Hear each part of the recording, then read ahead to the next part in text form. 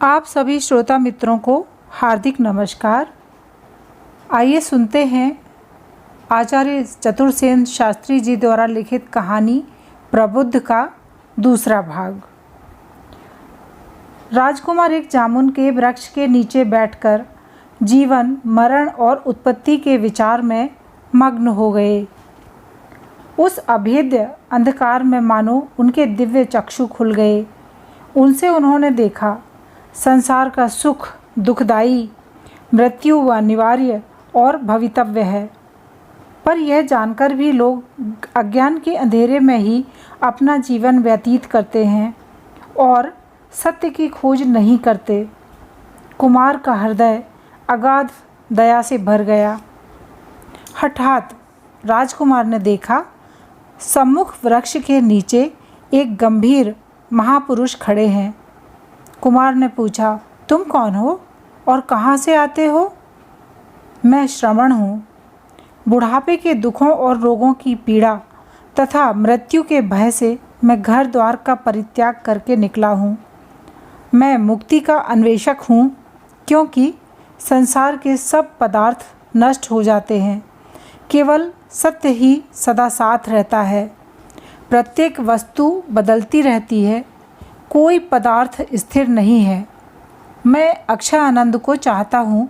मैंने संसार त्याग दिया है। मैं भिक्षा मांगकर खा लेता हूँ। मैंने इंद्रियों को वश में कर लिया है। मैं अपने उद्देश्य में तत्पर हूँ। मैं भी इंद्रियों के विषयों की निस्सारता को अच्छी तरह समझ गया हूँ। मुझे भोग से घृणा हो गई है। मेरा जीवन मुझे शून्य दिखता है। क्या तुम कह सकते हो कि इस अशांत जगत में कहीं शांति मिल सकती है? जहाँ उष्णता है वहाँ शीतलता भी है, पर महान सुख के लिए महान परिश्रम भी करना होगा। पाप विद्ध व्याकुल आत्मा को उस कल्याण मार्ग का शोध करना चाहिए जो निर्वाण की ओर जाए। निर्वाण सरोवर में स्नान करने से सारे पाप धुल जाएंगे। आह, तुम्हारा समाचार शुभ है। मेरे पिता और पत्नी मुझे राजकाज में लगाना चाहते हैं। वे घराने की कीर्ति के इच्छुक हैं।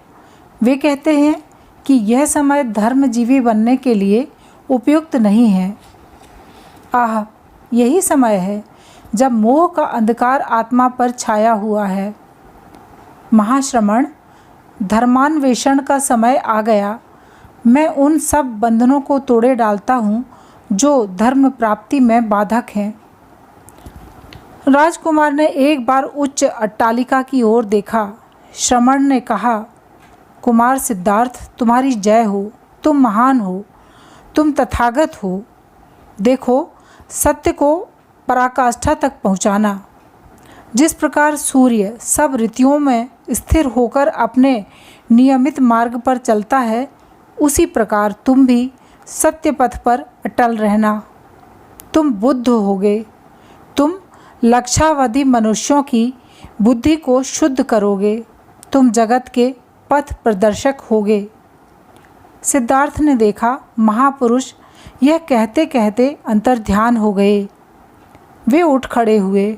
उन्होंने कहा, मैंने सत्य का साक्षात कर लिया है। मैं अब बंधनों को तोड़ूंगा। मैं बुद्ध पद प्राप्त करूंगा। वे धीरे धीरे गंभीर चिंतन करते हुए आलिंद की ओर लौटे। माता और पुत्र सुख नींद में बेसुध सो रहे थे। गोपा के अरुण अधर पर हास्य की रेखा फैल रही थी। उनके बीच कुंदकली के समान दांत चमक रहे थे। वह किस सुख स्वप्न को देख रही है? कुमार क्लांत भाव से खड़े खड़े यही सोचने लगे। गोपा का एक हाथ शिशु के वक्ष पर था।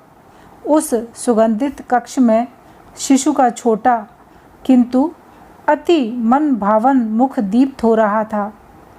सिद्धार्थ का हृदय भर आया। उन्होंने प्रण किया, मैं संकल्प पर स्थिर रहूँगा।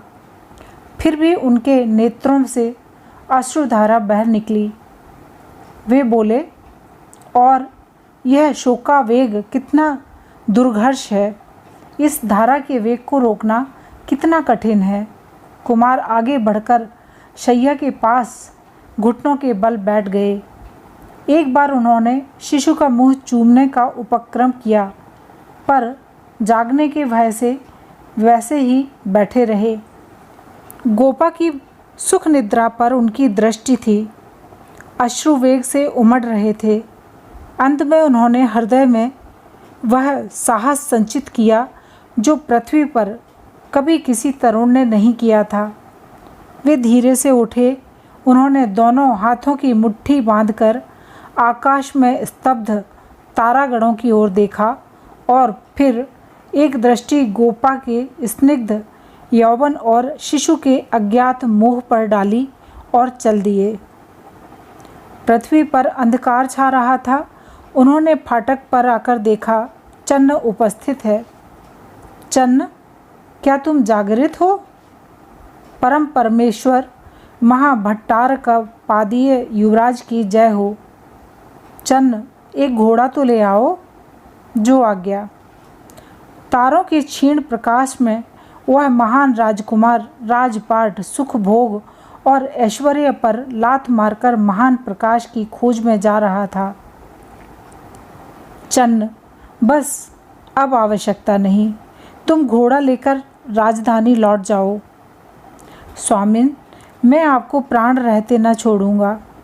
चन्न, लो, ये बहुमूल्य वस्त्र भी तुम ले जाओ। अब कहो, तुम्हारा स्वामी कौन है? महाराज, युवराज, यह आप क्या कह रहे हैं? ठहरो। युवराज ने तलवार से अपने सुंदर केश गुच्छ काटकर तलवार चन्न को के सम्मुख रखकर कहा, लो, इसे संभालो। चन्न धरती पर गिरकर रोने लगा। वह बोला, प्रभु, मैं कदापि कदापि न जाऊंगा। चन्न, वत्स, हट मत करो, शोक भी मत करो, आनंदित हो। मैं सत्य की खोज में जा रहा हूँ। मैं जगत को आनंद प्रदान करूँगा। जाओ वत्स।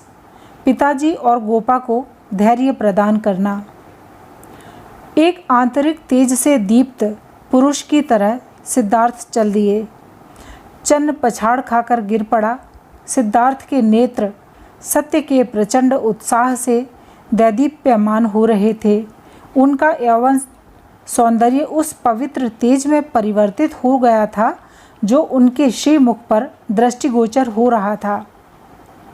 राजा गृह महानगरी जनपूर्ण हो रही थी। प्रतापी बिंबसार वहाँ के सम्राट थे। जब मध्याह्न काल होता, गृहस्थ भोजन कर चुकते। वीतरागी सिद्धार्थ भिक्षा पात्र हाथ में लिए नगर की गलियों में भिक्षा मांगने निकलते। वह प्रभावान मुखमंडल, विनम्र गति, पृथ्वी पर झुके हुए नेत्र और ओष्ठ संपुट से मृदु ध्वनि से निकलने वाला कल्याण शब्द नगरवासियों के लिए अपूर्व था।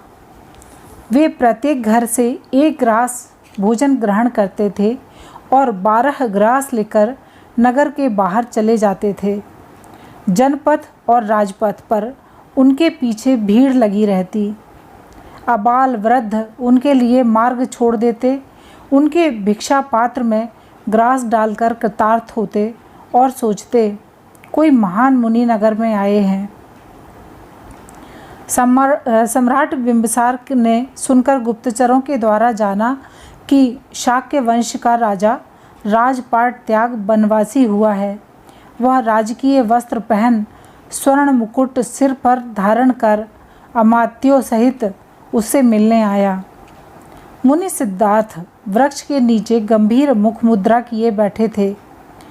बिंबिसार ने प्रणाम कर कहा, आपके हाथ में राज्य रश्मि शोभा देती है, भिक्षा पात्र नहीं। आपका तारुण्य इस तपस्या के योग्य नहीं। श्रेष्ठ और ज्ञानी पुरुषों को शक्ति संपन्न होना चाहिए। धर्म खोकर धनी होना उत्तम नहीं, पर धन, धर्म और बल को प्राप्त कर जो इन्हें दूरदर्शिता से भोग करे, वह मेरा गुरु है। मुनि सिद्धार्थ ने आंख उठाकर सम्राट को देखा और कहा, राजन, आप धार्मिक और विवेकी हैं। आपका कथन सत्य है, पर मैं सारे बंधनों से पृथक हो चुका हूँ, क्योंकि मैं निर्वाण का इच्छुक हूँ। जिसे इस सच्चे ज्ञान की अभिलाषा है, उसे उन सब बातों से विरक्त हो जाना चाहिए जो उसके चित्त को अपनी ओर खींचती हैं। इसके लिए काम, क्रोध, लोभ, मोह, अधिकार और वासनाओं का त्याग करना परमावश्यक है। मैंने वैभव की असारता को समझ लिया है और अब मैं अमृत के धोखे विष पान नहीं करूँगा। सम्राट, आप मुझ पर करुणा करने का कष्ट न उठाइए। करुणा के पात्र वे हैं जो संसार की चिंता में दिन रात व्याकुल रहते हैं, जिनके हृदय में न शांति है और न मन में एकाग्रता। हे राजन, कहिए तो, एक राजा और भिक्षुक की मृतक देह में क्या अंतर है? सम्राट बिंबिसार के ने बद्धांजलि होकर प्रणाम किया और कहा, हे त्यागी, आप धन्य हैं। आपकी कामना पूर्ण हो, परंतु आप पूर्ण बुद्ध होने पर एक बार मुझे अपना शिष्य स्वीकार कर कृतार्थ अवश्य करें। मुनि सिद्धार्थ ने सम्राट की प्रार्थना को स्वीकार किया। हे विद्वानों, क्या आप ही प्रसिद्ध दार्शनिक और तत्ववेत्ता, आराध और उद्रक हैं? मैं आपसे आत्मा के विषय की जिज्ञासा करने आया हूँ। हे मुनि, हम वही हैं। तुम्हें जो संशय हो कहो।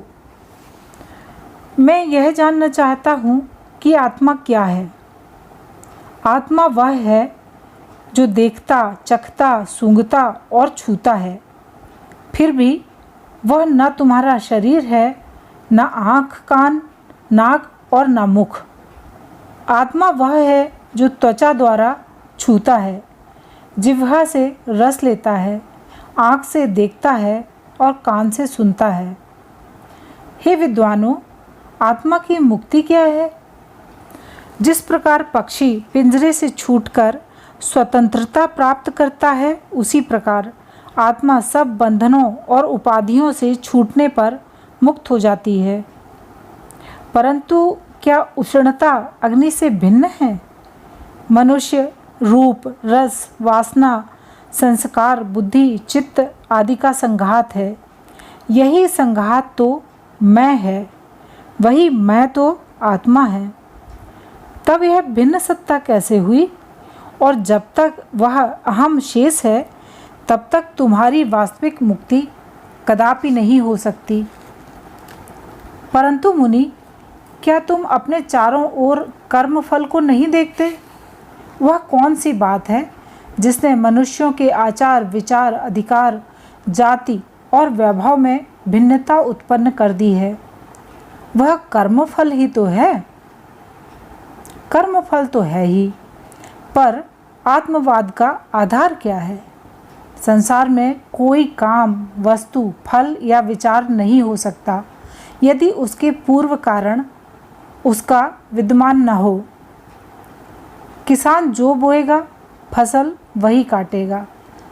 परंतु अहम की भिन्न सत्ता है और उसका शरीरोत्तर गमन इसका प्रत्यक्ष प्रमाण क्या है?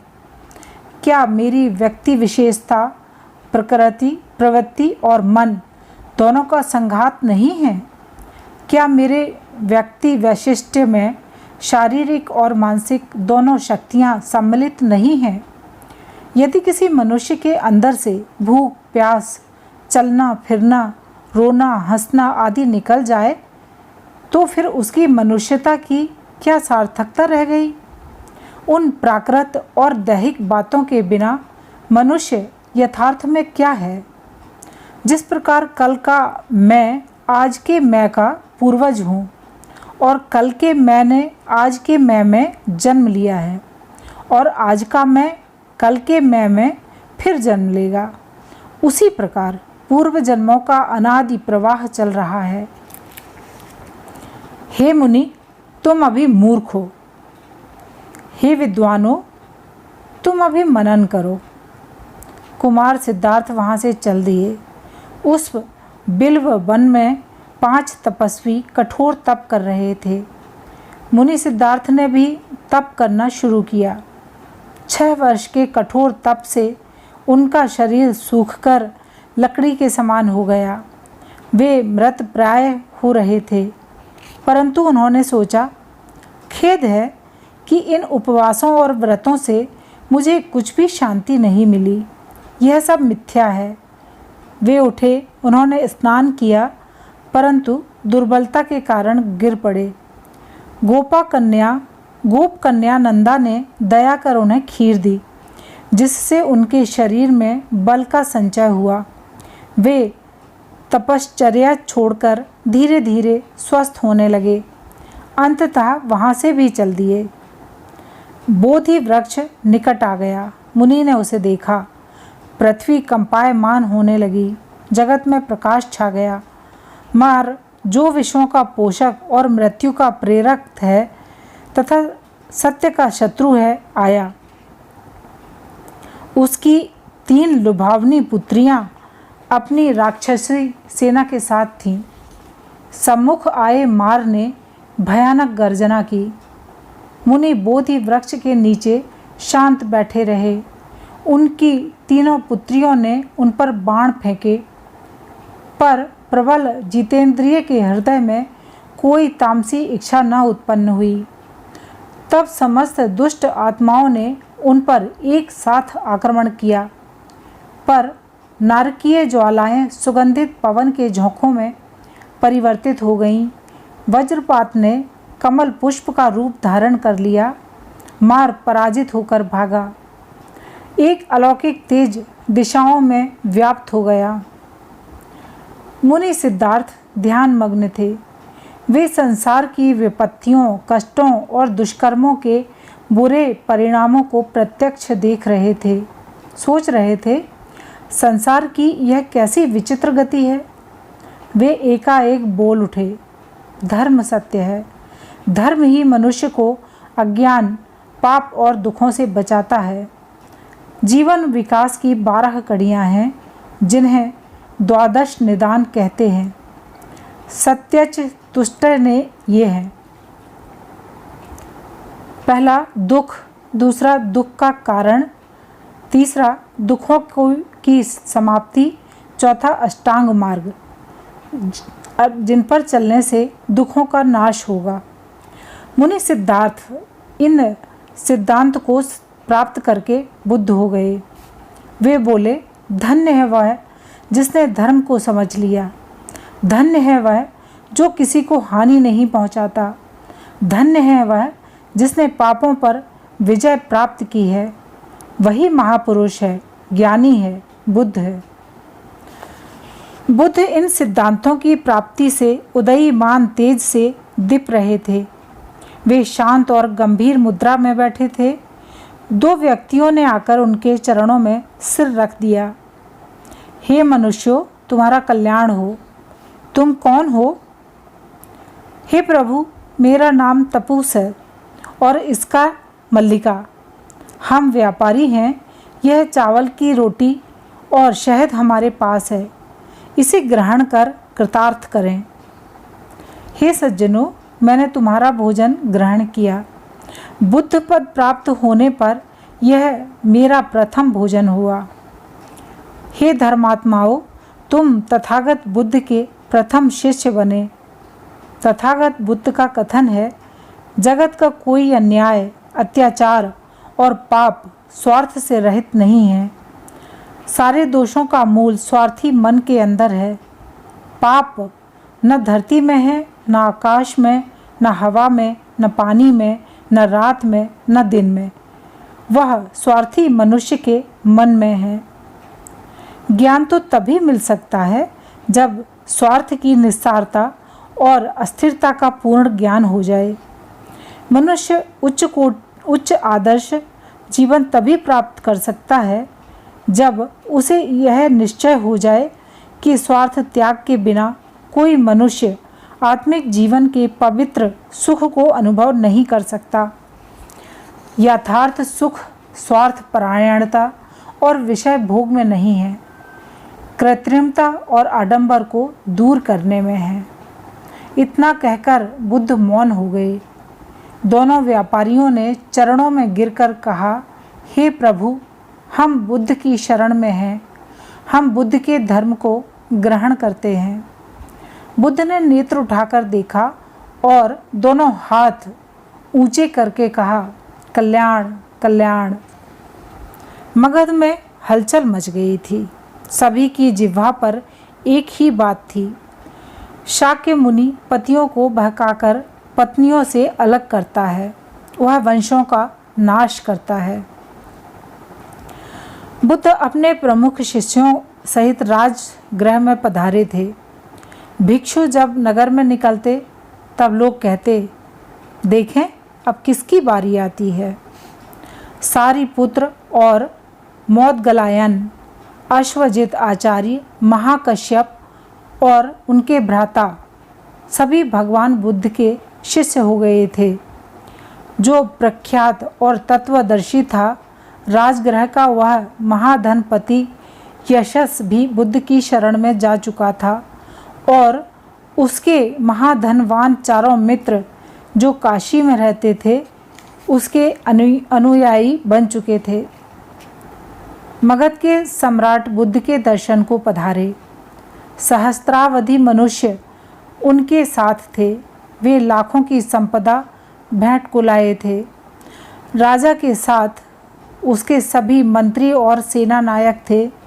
उन्होंने देखा जटिलों के आचार्य महाकश्यप के साथ भगवान बुद्ध बैठे हैं। सम्राट ने चकित होकर सोचा कि शाक्य मुनि ने क्या कश्यप को अपना आध्यात्मिक गुरु माना है या कश्यप गौतम का शिष्य हो गया है।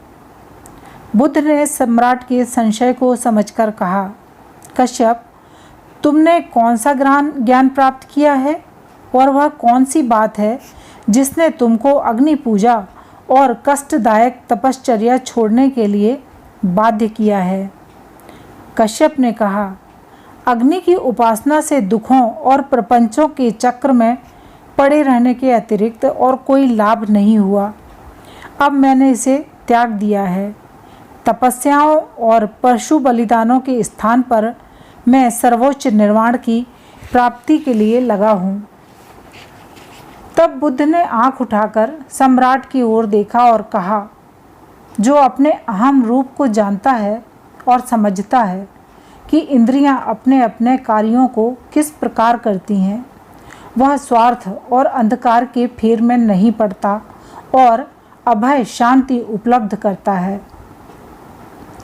संसार को मैं का ख्याल है। मेरा शरीर, मेरा धन, मेरा नाम, मेरा रूप, मेरा शत्रु, उसने मुझे गाली दी, उसने मुझे धोखा दिया, उसने मुझे बदनाम किया इत्यादि संकल्प विकल्प ही समस्त झूठे भयों और दुष्ट भावों के उत्पादक हैं।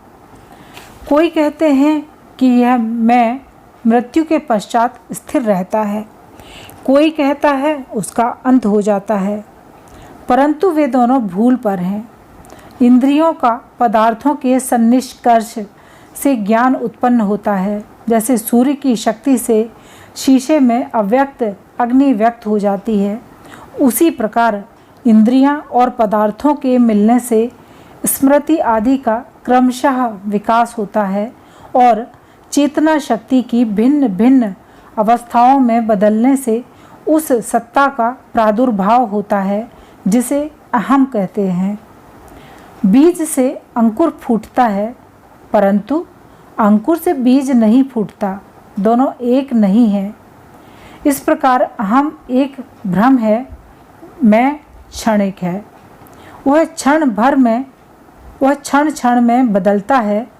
जो इस तत्व को समझेगा वह काम, क्रोध, लोभ, मोह और क्षणिक परिणाम समझ उन्हें दबाने की कोशिश करेगा। स्वार्थ की प्रबल प्रवृत्ति को रोको और फिर तुम मन की उस निश्चय अवस्था को प्राप्त करोगे जो पूर्ण शांति, परम पुरुषार्थ और सत्य ज्ञान की दात्री हैं। माता जिस प्रकार बच्चे के लिए प्रति क्षण आत्म बलिदान करती है, उसी प्रकार सत्य ज्ञाता विवेकी को शुद्ध हृदय से परहित की सदा कामना करनी चाहिए। यह भावना जितनी प्रौढ़ होगी उतना ही निर्वाण पद निकट होगा। यही बौद्ध धर्म है। बुद्ध जब उपदेश देकर शांत हुए तब सम्राट ने नतमस्तक होकर कहा, भगवान, जब मैं राजकुमार था तब 5 भावनाएं मेरे मन में थीं। पहली, मैं राजा हूँ, वह पूरी हुई। दूसरी, पवित्रात्मा बुद्ध मेरे ही शासनकाल में मेरे राज्य में पधारें, वह भी पूरी हुई। तीसरी, मैं उनकी सेवा में उपस्थित होकर उनका सत्कार करूं, वह भी पूर्ण हुई। चौथी, मैं भगवान का पवित्र उपदेश सुनूं, यह भी पूरी हुई। पांचवी, मैं भगवान के धर्म को समझ सकूं, वह भी पूर्ण हुई। प्रभु, आपका सत्य महान है। आप उस बात को स्थापित करते हैं जो अब तक अस्त व्यस्त रही है। आपने उसे व्यक्त किया है जो अब तक अव्यक्त था। आपने उन्हें मार्ग बताया जो अब तक भटके थे। आप अंधकार में पड़े हुओं के लिए दीपक जलाते हैं। आज मैं बुद्ध की शरण लेता हूँ, संघ की शरण लेता हूँ, धर्म की शरण लेता हूँ। बुद्ध ने कृपा दृष्टि से सम्राट को देखा और समस्त उपस्थित मंडल बुद्ध धर्म में दीक्षित हो गया। कपिलवस्तु में उल्लास था। पिता का आतिथ्य स्वीकार करने भगवान बुद्ध 7 वर्ष बाद लौटे हैं। महाराज शुद्धोधन अपने मंत्रीगण सहित स्वागत को आए। वे अपने पुत्र के तेज और सौंदर्य को दूर से देख गदगद हो गए। उन्होंने मन ही मन कहा, निस्संदेह यह मेरा पुत्र है। कुमार सिद्धार्थ का ऐसा ही रूप रंग था, परंतु यह महामुनि अब सिद्धार्थ नहीं रहा, वह बुद्ध है, पवित्र आत्मा है, सत्य का स्वामी और मनुष्यों का शिक्षक है। वे रथ से उतर पड़े और आनंदाश्रु बहाते हुए बोले, आज 7 वर्ष बाद मैंने तुम्हें देखा है। क्या तुम जानते हो कि तुम्हें देखने की मुझे कितनी इच्छा थी? प्रणाम करके बुद्ध पिता के पास बैठ गए। राजा के जी में आया कि उनका नाम लेकर पुकारें, पर साहस न हुआ। वे मानो मन ही मन कह रहे थे, पुत्र सिद्धार्थ आ और पिता के पास पुत्र की भांति रह। अंत में उन्होंने कहा, मैं यह सारा राजपाट तुम्हें सौंपना चाहता था, पर देखता हूँ राज्य को तुम तुच्छ समझते हो। बुद्ध ने कहा, पिता, आपका हृदय प्रेम पूर्ण है, पर आपका जितना प्रेम मुझ पर है उतना ही यदि प्रजा पर भी हो तो आपको सिद्धार्थ से बढ़कर पुत्र मिल सकते हैं। आप मेरे लिए मन से पुत्र भाव निकाल डालिए। यदि आप अपने सामने उसे बुद्ध अर्थात ज्ञानी देखेंगे जो सत्य का शिक्षक और सदाचार का प्रचारक है, तो आपको निर्वाण की शांति प्राप्त होगी। राजा पुत्र की यह वाणी सुनकर आह्लादित हुए। वे आंसू भरकर कहने लगे, आश्चर्यजनक परिवर्तन है। इस परिवर्तन से हृदय को दुख और व्याकुलता नहीं होती। पहले मैं शोकपूर्ण था, मानो मेरा हृदय फट जाएगा। अब मैं प्रसन्न हूँ। तुमने जगत के लिए राज्य सुख त्यागा। अच्छा, तुम संसार में अष्टांग मार्ग का प्रचार करो। प्रातःकाल भगवान बुद्ध भिक्षा पात्र लेकर नगर में भिक्षा के लिए चले। नगर में हाहाकार मच गया। रथ और हाथियों पर सवार होकर जो पुरुष रत्न बिखेरता था, वह नंगे पैर घर घर 1 ग्रास अन्न मांगता है। राजा ने कहा, वत्स गौतम, ऐसा न करो, मैं तुम्हारे भोजन का प्रबंध कर दूंगा, पर यह हमारी धर्म परिपाटी है। पर तुम उस राजवंश के हो जिसने कभी भिक्षा नहीं मांगी। मैं उस बुद्ध वंश में हूँ जो सदा भिक्षा वृत्ति पर संतोष करता आया है। राजा अवाक हो उन्हें राजमहल में ले आए। राजमंत्रियों और अंतःपुर की स्त्रियों ने बुद्ध की अर्चना की। बुद्ध ने पूछा, गोपा कहाँ है? वह क्यों नहीं आई? एक दासी ने बद्धांजलि होकर कहा, स्वामिन, वे कहती हैं भगवान को स्वयं ही उनके पास आना चाहिए। बुद्ध तत्क्षण उठकर चल दिए। 4 प्रमुख शिष्य उनके साथ थे। गोपा आनंद और प्रेम की मधुर लतिका गोपा अपने 7 वर्षीय पुत्र के साथ अपनी समस्त कटु स्मृतियों को कसकर छाती में छिपाए उस महावीतरागी अतीत प्रिय पति को धरती पर दृष्टि दिए अपने कक्ष में आते देख रही थी। द्वार के निकट पहुंच बुद्ध ने अपने शिष्य सारिपुत्र मोदगलायन से कहा, मैं तो माया पाश से मुक्त हुआ, पर यशोधरा अभी बद्ध है। उसने मुझे चिरकाल से नहीं देखा, वह वियोग से व्याकुल है। यदि मिलन अभिलाषा अब भी पूर्ण न होगी तो उसका हृदय फट जाएगा। इसलिए मैं तुम्हें सावधान किए देता हूँ कि यदि वह मुझे छूना चाहे तो रोकना मत। सारिपुत्र मोदगलायन ने विनम्र होकर कहा, जैसी भगवान की आज्ञा। वह मलिन वस्त्रा और धूलि धूसरित वेशा केश विहीना यशोधरा मूर्तिमती वियोग और विषाद की छाया चुपचाप खड़ी एकटक उन्हें देख रही थी। वह इस बात को भूल गई कि उसका पति अब जगत गुरु और सत्य का अन्वेषक है। वह सम्मुख आते ही बुद्ध के पैर पकड़ फूट फूट कर रोने लगी। जब वह प्रकृतिस्थ हुई तब उसने ससुर को देखा और हट गई। राजा ने कहा, यह उसका मनोवेग नहीं है, हृदयस्थ प्रकृत प्रेम के स्रोत का प्रवाह है। जब उसे ज्ञात हुआ कि तुमने केश काट डाले हैं तब उसने भी इसका अनुसरण किया। जब उसने सुना कि तुमने सभी भोजन त्याग दिए तब उसने भी सब कुछ छोड़ दिया। वह मृत पात्रों में खाती और भूमि पर सोती है। उससे बड़े बड़े राजकुमारों ने विवाह की प्रार्थना की। तब उसने कहा, मेरे स्वामी का मुझ पर पूर्ण अधिकार है और मैं अब भी उनके चरणों की दासी हूँ। बुद्ध ने करुण एवं गंभीर स्वर में कहा, कल्याण बुद्धे, तुम धन्य हो, तुम बड़ी पुण्यात्मा हो। तुम्हारी पवित्रता, सुशीलता और भक्ति ने मुझे लाभ पहुँचाया है। मैं सत्य ज्ञान को उपलब्ध कर चुका हूँ। तुम्हारा हार्दिक दुख और शोक अवर्णनीय है, परंतु तुमने जो आध्यात्मिक संपत्ति अपने श्रेष्ठ और शुद्धाचरण से प्राप्त की है वह तुम्हारे समस्त दुखों को आनंद में परिवर्तित कर देगी। यशोधरा ने धैर्य धारण कर मन के वेग को रोका। अब वह समझ गई कि यह महापुरुष मेरा पति नहीं, जगत का महान धर्म गुरु है। उसने दृढ़ता से कहा, हे स्वामी, पिता की संपत्ति पर पुत्र का अधिकार होता है। यह आपका पुत्र है। आपके पास 4 खजाने हैं, उन्हें मैंने नहीं देखा, पर आप उन्हें अपने पुत्र को प्रदान करें। इतना कहकर उसने 7 वर्षीय बालक को बुद्ध के चरणों में डाल दिया। बुद्ध ने कहा, तुम्हारा मातृत्व धन्य है। तुम्हारे पुत्र को मैं ऐसा द्रव्य न दूंगा जो नाशवान हो और जो उसे शोक और चिंता में डाले।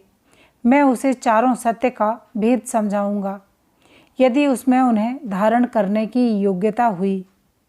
बालक ने कहा, हे पिता, मैं योग्य बनूंगा। वत्स, तुम्हारा कल्याण हो, तुम मेरे साथ आओ।